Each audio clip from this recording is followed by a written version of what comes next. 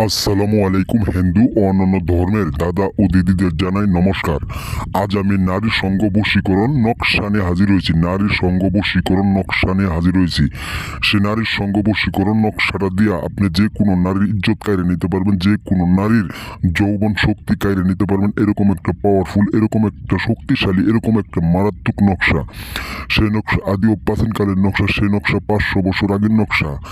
সেই নকশাটা দিয়ে আপনি যে কোনো নারীর সাথে সহবাস করবেন শুধু শুধু 1.5 ঘন্টার ভিতরে। শুধু 1.5 ঘন্টার ভিতরে যে নারীর উপরে আপনি এই নকশাটা লিখে প্রয়োগ করবেন, সে নারী আপনার হুকুমের গোলাম হয়ে যাব। সে নারী আপনার প্রেমের প্রতি চাহিদা বাইরে যাব। এরকম একটা সর্বনাশী নকশা, এরকম একটা সর্বনাশী নকশা। এই নকশাটা যে কোনো মেয়ে এবং কি যে কোনো বৌদি, যে কোনো ভাবি, যে কোনো আন্টি, যে কোনো খালা, যে কোনো ধর্মীয় হোক, আপনি যদি এই নকশাটা লিখে আপনি যদি কোনো নারীর কাছে প্রয়োগ করেন, ইনশাল্লাহ সে নারী পাচার কাপড় খুললা, একবারে বুড়ির কাপড় খুললা সে নারী বুদার ভিতরে আপনার আপনার আপনার দন শুধু ঢুকাই দেবে। এরকম একটা আবেগ উঠে থাকবে, যৌবন শক্তি কাজ করবে।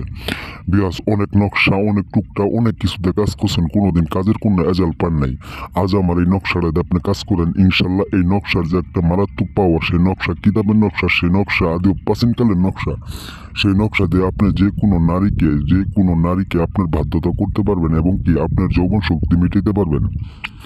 আপনার পার্শ্ববর্তী একটা বোন আছে, পার্শ্ববর্তী একটা ভাবি আছে, কি সুন্দর চেহারা, কি সুন্দর চেহারা।